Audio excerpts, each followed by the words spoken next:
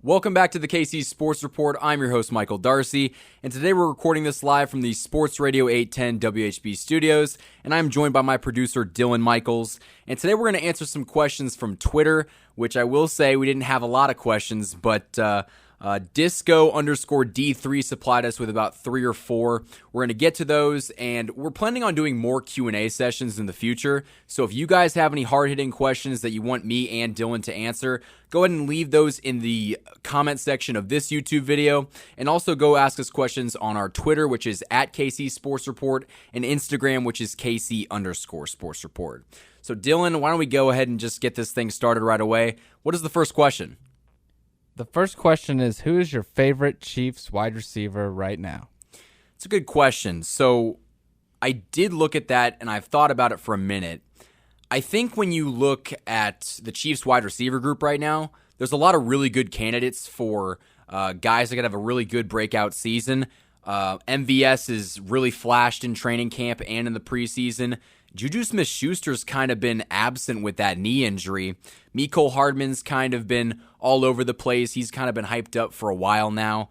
Skyy Moore is a guy that I'm really excited to see. I think he's got all the talent in the world. He's got such a quick release, and he's a great route runner. And I think that with Patrick Mahomes in this offense, he's going to have a chance to be really, really good. And I think that right now there is no defined number one wide receiver. So picking Skyy Moore to at least be my favorite pick is it's a fair option. What would you say, Dylan?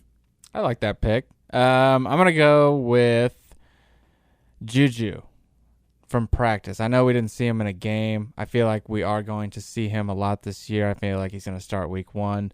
And I really liked the way that he was physical at the top of the route. And at every point in the route tree, every route he was running, it seemed in practice, it was very physical, and he was making contested catches after contested catches.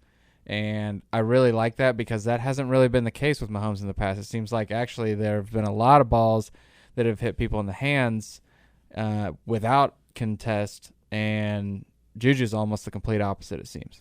I think if Juju will be on the football field, he'll be a quality option. I just question at this point in time how much he's actually going to play. They did revamp his contract to make his per-game incentive greater.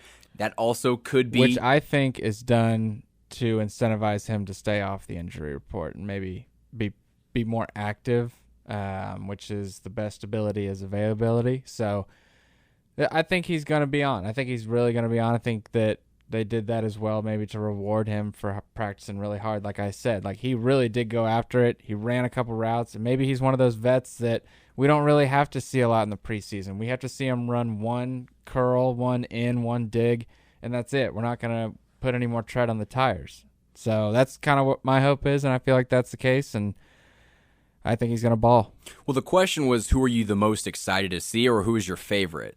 Both. I'm excited to see Juju, and he's my probably my favorite. Gotcha. I'm excited to see Juju, but I think that when we're looking at Skyy Moore, we're looking at a 4-year player and not a 1-year rental like Juju Smith-Schuster. So if Skyy Moore hits right away, we have 4 years of Skyy Moore. We don't have that with Juju, at least not right now. So for me, I think that Skyy Moore is a guy that I'm going to be watching really closely because I also think that Skyy Moore has more talent than anybody on this wide receiver group.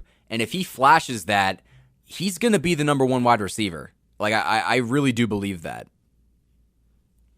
Yeah, I mean, Juju, it looks like here, he is born in 96, so he's 26. He's not too old either. So if he does still well young this guy. year, you can still have him for 3 more years till he's 29 or 30. Then you have 2 wide receivers. If you are right, that's great, because then if I'm right as well, Juju's actually going to be really good to add to that. Oh, I don't doubt that at all. And I think Juju might be my second guy because you have MVS for the next 3 years, but you also could cut him after this year because I think they signed his contract in a way that the 3-year contract, after 1 year, the other 2 years are voidable, and you basically retain a lot of the contract that you gave him. But I think it's Skyy Moore, Juju Smith-Schuster, MVS, and Mecole. I feel like Mecole's kind of hit that ceiling. He's not going to just come out this year and put up 1,000 yards. I don't think that Mecole's going to do anything to shock us this year because He's had 3 years in this offense. Like, how many more times does he need an opportunity to shine when last year and in years where Tyreek Hill has been on this team, and in some instances when he got hurt, Mecole Hardman didn't step up and be this elite wide receiver option. And I think that just because Tyreek Hill's gone doesn't mean that Mecole's going to finally be this player that we didn't see before. Yeah.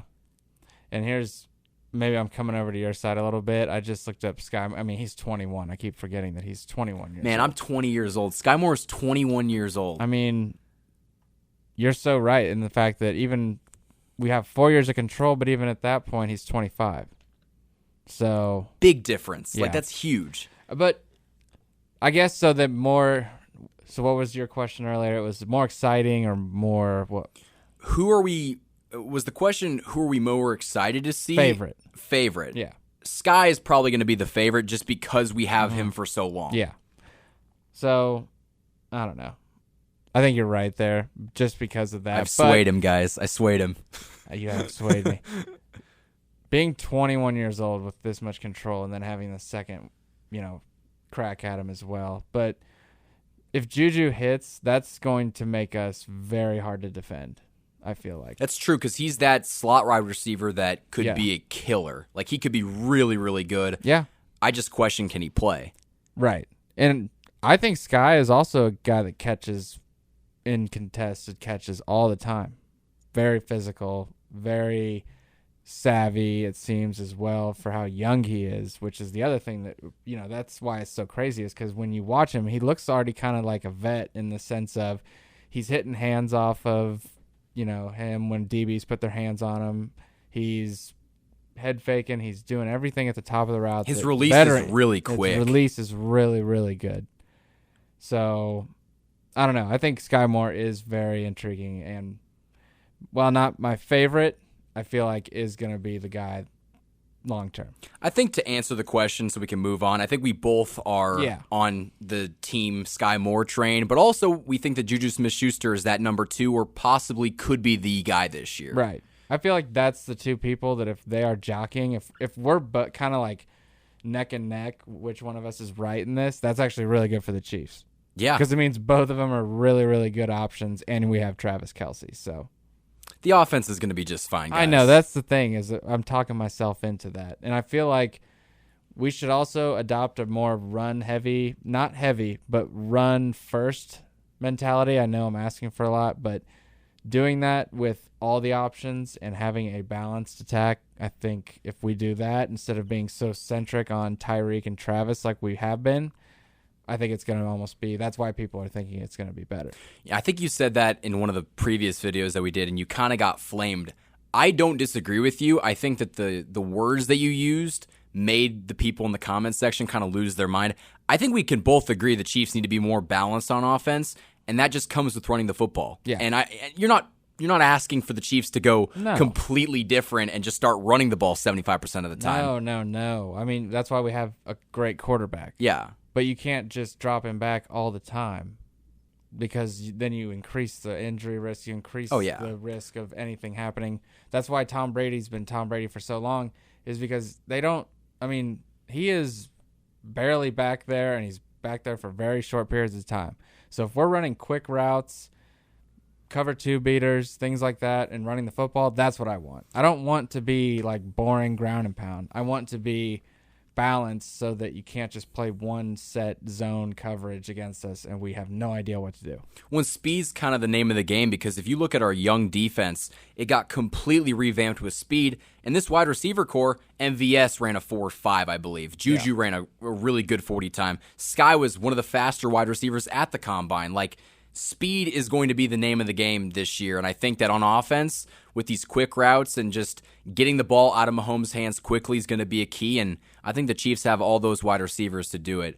So, Dylan, what's the next question? Who is the most promising rookie? Now, you kind of just solidified who your answer was with that last one, which is maybe I kind of had the questions behind the desk, so I kind of knew maybe not to go with Skyy, even though I kind of came over to your side there at the end. But who is your most promising rookie? So, contrary to popular belief, I'm not going to say Skyy Moore. I'm going to go with George Karlaftis. Now, I've never been a hater of George Karlaftis, but, coming out of the draft, he was labeled as a guy that he's going to win with his just brute strength. He's going to get some sacks, but he's very raw. He was raw, but yet refined at the same time. He kind of felt to me like a player that had talent and had that strength going for him in the motor, and he was going to be a solid player right away, but I wasn't sure if there was going to be that elite defensive end possibility in the future, and I'm still not sure if that's the case. But if preseason is any indication of what a player could be in the regular season, George Karlaftis has been really good. I mean, he had 2 sacks in the first 2 preseason games. He's been applying constant pressure. In one of those sacks against the Commanders, he had like a tackle and a guard, I believe, double teaming him. He fought through those guys to get the sack. Like, that's the kind of thing that I don't want to say we haven't seen in a while because Chris Jones is that guy, but for a defensive end to wear a Kansas City Chiefs uniform, to see that over the past 3 years, that's been something that's lacking, and I'm really happy to see that. And I think that George Karlaftis is going to be the most impressive rookie. I like that. And I feel like we're first take right now because I have to say something different, even though I almost kind of agree with you there. You can say whatever you want. No, I know. I like George a lot. That's why I'm saying that. But I Furious do George? I like Socrates better. Socrates, like Socrates. Obviously, sack instead of. I like that. I saw Furious George going around on Twitter. I like that too. I like that. That's not terrible. Neither is Socrates. Furious George is definitely the leader of the pack, though. So we will go with Furious George, and I will go with the DB. And it's hard to pick the first rounder over Christian Watson because I'm very intrigued by Christian Watson. But I like Trent McDuffie, and I like what I've seen because I haven't seen a lot, which means no one's throwing at him, which means he's plastered on everybody that they've put him on, it seems. And it looks like that's the case in practice. It looks like that's the case in games. He is in the concussion protocol, which you don't like at all. But at the same time, he's running downhill and hitting hard, which is a good sign. So I like Trent. I like Jalen Watson too. I really liked Williams, and I really am rooting for Williams. It's just that last game, that preseason game against Green Bay, was a rough outing for him. He had some mistakes, but he makes mistakes playing hard, and he's always in position, it seems, like dropped interceptions, getting mossed. He's there. He's right there. It's just finished the play almost. He's right there, and I'm really rooting for him because I think he's a good kid and a really good player too. I mean, he's long, 6'3", fast. And then Brian Cook. So I'm going to go with the whole secondary, but just because I had to pick one, I'm going McDuffie.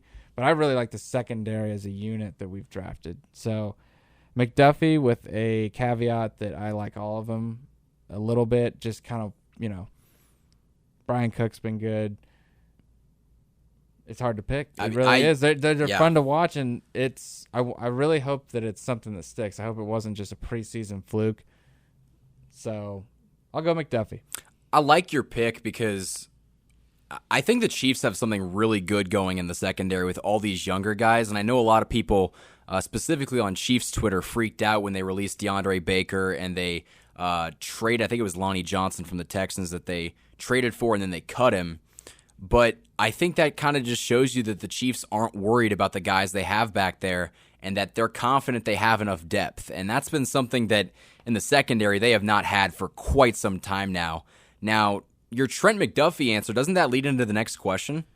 It does. We are professionals here at Sports Radio 810. Man. As much as I've screwed up, I am a pro, I promise. So the last and final question from Disco_D3 is, how do you feel about McDuffie? We haven't heard much from him, so we know my answer because I did say that we haven't heard much from him because I feel like that's a good thing when you're a cornerback, like offensive lineman. When you're doing your job, you don't hear a lot because they're not throwing at you. What are your thoughts?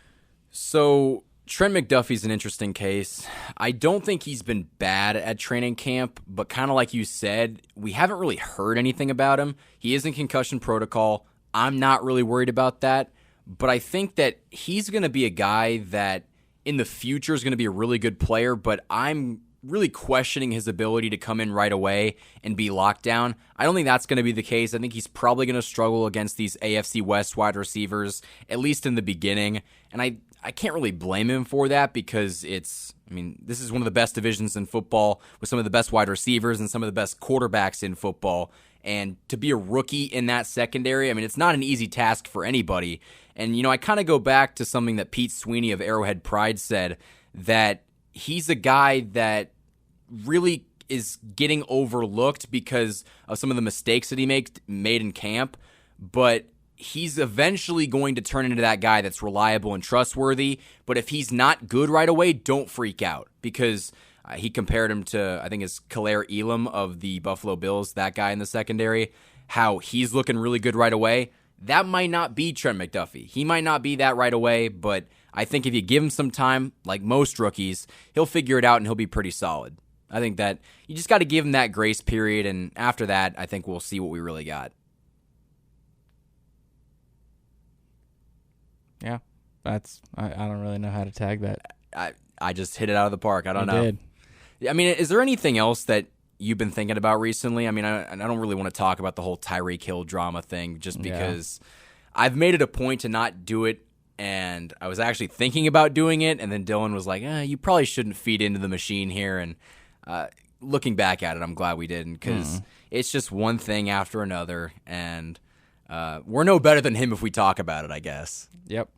Yeah. So if you guys enjoyed this video, go ahead and hit that like button, subscribe for future Chiefs content. If you want your questions featured in a video, either comment down below under this video or go check us out on Twitter, which is at KC Sports Report. Instagram is KC_Sports Report. Go ahead and check out the website. That is kcsportsreport.com. Shout out to Dylan Michaels, the producer of this video. And we're recording this live from the Sports Radio 810 WHB studios. Until next time, guys, thank you for watching this video, and go Chiefs.